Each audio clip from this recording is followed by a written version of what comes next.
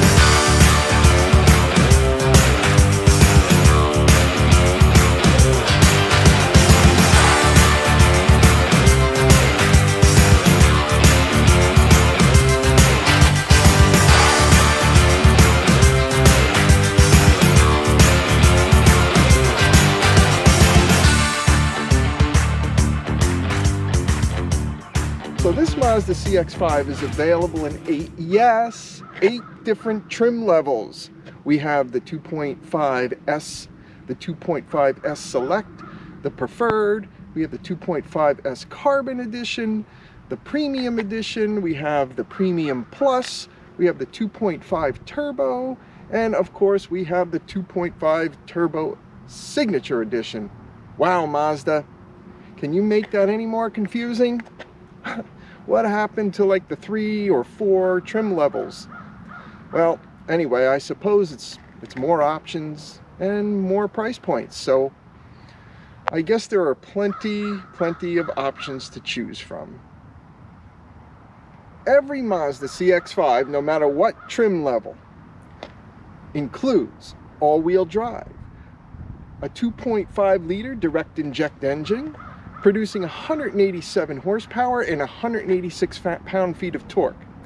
The engine is mounted to a 6-speed automatic transmission. Of course, that is except for the turbo, which is the same 2.5 liter engine with a turbo, making it more powerful. All CX-5s feature the soft touch interior, Apple CarPlay, and Android Auto. They also offer an infotainment center and 3 years of Mazda's remote app called My Mazda. So this Mazda I'm driving today is the 2.5S Select, which offers power adjusting driver's seat. It also offers lane keep assist, adaptive cruise control. It also offers heated front seats, dual climate control, vinyl trim seats, and an electronic parking brake. So let's start by taking a look at the styling of this 2023 Mazda CX-5. Okay, so when we approach the car, first thing that we can notice is the distance that the wheels are protruding from the wheel wells. What I mean by that is the distance. The wheels aren't tucked up into the wheel well. There is a bit of a gap there, which indicates a couple of things. Number one, gives you a bit more ground clearance. So that looks, I don't know, 12 to 14 inch ground clearance. That's pretty good. The other thing it may indicate is a bit harsher ride. It's going to be a bit stiffer suspension. That's just, you know, something that I've noticed with that. So all in all, the Mazda has its classic design in the front with the grille, okay, with the Mazda emblem. It has a bit of an aggressive design in the front. Okay, this is done with this plastic bit here hanging over the headlights, giving it that tiger look. I like to call it a tiger look. Of course, we've got the sensors mounted in the bumper, and we've got the black plastic edge wrapping around the wheel wells, fenders, and of course along the bottom plate of the car. We have it in the electric blue. It's a blue flake paint, which in sunlight it gives that bit of a glimmer, a shimmer. We've got the turn signals mounted in to the mirror. Okay, this is kind of a basic design with today's SUVs. It's not futuristic, but it definitely isn't an old look. And we've got dual tailpipes. Again, styling is up to you guys. If you love the styling, great. If not, then go for something different. But Mazda really hasn't changed the styling in a few years. They haven't updated it. Why not? It works for them, right? It's got that two-tone edge. And that silver up against the blue. It looks pretty nice. Tinted windows. And again, if you like the design, that's great. If you're looking for something a bit more futuristic, maybe a Tucson or a Sportage. If you're looking for something a bit more classic, than the Subaru Forester. But this is a nice design overall. Okay, well, let's have a look on the inside and check this vehicle out. Overall, very nice layout. The seats have this trim. It's like a, not leather, but it's kind of like a leather-like substance simulated with a plush seat. Okay. Of course, your controls on your door panel. Piano black plastic. Nice soft trim with this detailed stitching along the interior of the door panels. Overall, quite nice. It kind of reminds me, this interior reminds me of a luxury vehicle, like a Lexus or BMW, the way it's laid out. But let's get in, take a closer look. All right, looking at the controls. Of course, we have our steering wheel, our push button start stop. Let's give it a start. The instrument cluster is a digital analog combination. So we have our tachometer, speedometer, and this is a digital display that looks like analog. So it gives you your lane departure, your miles per gallon, and your fuel gauge is all right there. Pretty easy to see. Very soft touch steering wheel. A lot of soft touches in this car. The vents are nicely displayed. Your, this is weird. This infotainment center, it's kind of short, wide, and it protrudes from the dashboard. It's not flushly mounted into the dashboard. I kind of like the flush mounted better, but again, that's all opinion. Okay, very nice. All soft touch. It's got a lot of soft touches in here for a vehicle in this price point. Again, plush seats on the passenger side. Plenty, well, looks like my son's got that loaded up pretty good. We have our controls. Our heater controls are on the dashboard here, or mounted in the dash. We have a sport mode or regular mode, or gear shift. And these knobs here actually control the infotainment center. So as I move this control, it actually scrolls through the infotainment center. So a few things on this. We can go to settings. You push the control, Goes into your displays. Okay, it's quite nice. It does not have touch, so this is not a touch screen. You really have to use this knob to control everything. It's a little, in my opinion, I mean, it's a really nice display. It looks good, but there are no icons. In a world of icons, it's simply a list. I mean, it does have pictures here over on the other side, vehicle displays, but again, it's a list. Not bad though. Easy to use, especially when I'm sitting here. You don't have to reach for it. The knob is simply at your fingertips, right down here. So that's a pretty good feature. Basic controls on your steering wheel. It does have cruise control, and it is adaptive cruise control. So, you know, if the traffic goes faster in front of you, the car will automatically go quicker, and vice versa. You can it'll slow down automatically. Your volume buttons, information buttons, which change anything you want on your display cluster. Phone functions, pretty much easy. You've got your wiper functions, automatic headlights,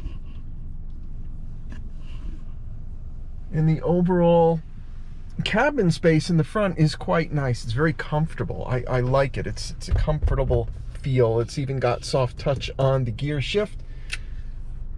Manual mirror, sunglass holder up here, lights. Oh, there they are. This particular version does not have a sunroof, but we've got reading lights in the back here. All nice. So all in all, it's a pretty simple layout. It is quite comfortable in the front. In the cockpit, it's very nice. I do like the soft touches. However, this is one thing I have a problem with. The dashboard right here in front of the driver. It's kind of weird. It's soft touch, but if you rub it with your finger, it leaves marks. What the heck is that all about? I don't know. Anybody's got an opinion on that, I don't know, but try to wipe it off. It's weird. I don't know if you can see this in the camera, but this is from it being touched. You can just see the marks. It doesn't happen here. Just right up, for some reason, right above the steering wheel it happens. Let's see if it does it over here as well. Yeah, it does it. It's kind of a divider here. Below that, it's kind of more of a leathery touch. Up here, it's like a pleather or a plushy kind of feel, and it leaves marks. But anyway, that's okay. And again, pretty basic, pretty simple, but very, very comfortable. And it looks really, really nice in here. Let's check the back out. Okay, entering the rear of the vehicle. Again, plush on the seats, trimmed with this leatherette or simulated leather look. Looks like there's plenty of room. Let's hop in. Oh my. Oh my, this is lots of leg room. Let me show you.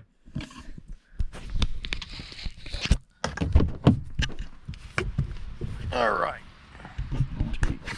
I'm about 5'8", not too tall, and I've got plenty of leg room, and I'm sitting right in back of myself. So while sitting in back of myself, I've got plenty of leg room and plenty of headroom.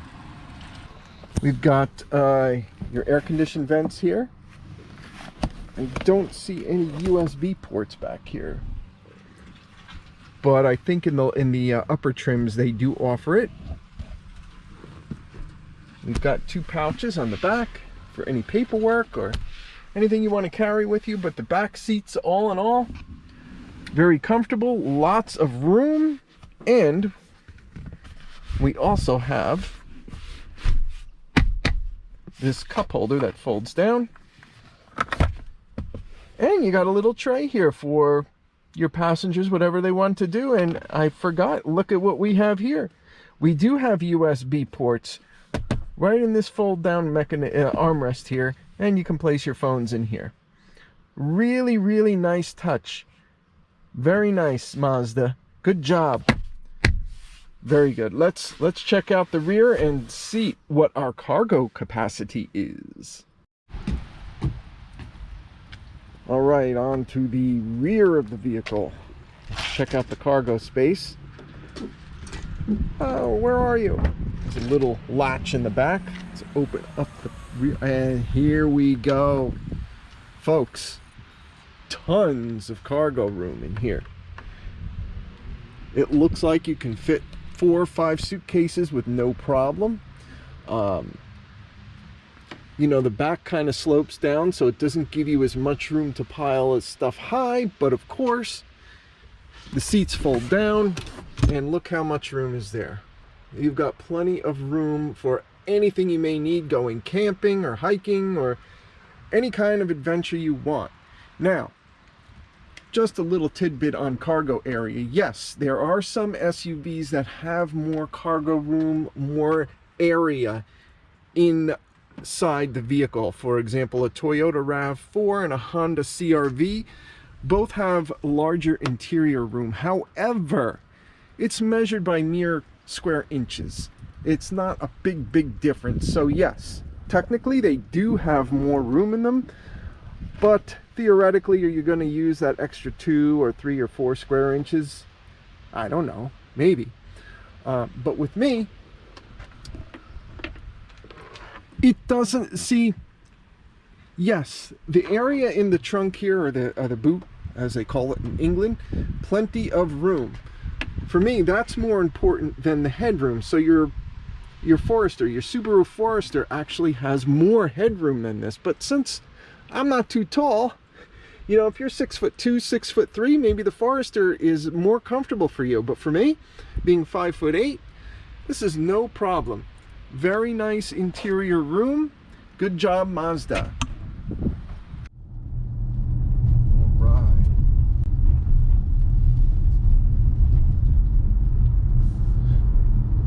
You do feel quite comfortable in the car. The seats are comfortable. The steering wheel is comfortable. The steering overall is quite responsive. Even on these slick roads, I feel comfortable in it. The all-wheel drive seems to grip the road quite well. In those turns before, I think I could feel a little bit of slippage, but it just started to rain and the roads are slick. But now that it's been raining for a while and the roads are completely saturated, it feels a little grippy, which is good. That's what we want when we drive. We want to feel safe. Again, the transmission seems a little bit slow when shifting. It feels fine when it does. It's very smooth. It just, you put your foot on the gas and it takes a second or two to kick in. But all in all, it's very responsive once it does. It gives you power. I mean, I wouldn't put this in a race or anything.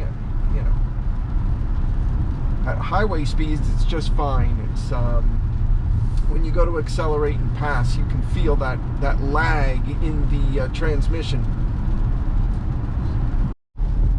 Okay, we're going to hit some bumps here. Yeah, I can definitely feel it. That suspension is a bit stiff.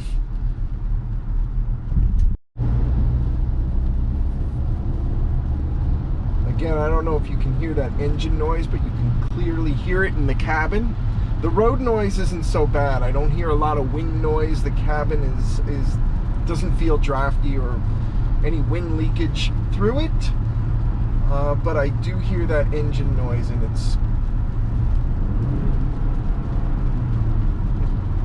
it's quite bothersome to me anyway. For other people it may not be, but I can hear it.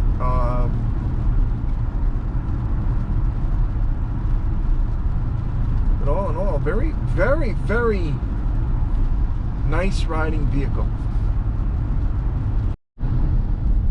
So on a scale of about 1 to 10, I'm just going to say, on a scale of 1 to 10, I would give this, in the drivability, about a 5, maybe a 4.5 or 5. While it is good getting off the line, you can certainly merge into traffic quite well. Once you're up to speed, you're going to need some power to pass, and this just doesn't have that. When you're at highway speeds, you can feel that transmission lag when it kicks in. It's going to have to downshift. It does lag a bit. So all in all, you really will need that full 9 seconds, it says, to get up to 60 miles an hour. 0 to 60 is 8.9, I believe. That's what the specs say, but you're going to need every last second of that. Also, while it is comfortable, you've got a really comfortable steering wheel. The seats are very, very comfortable. Everything is easy to access.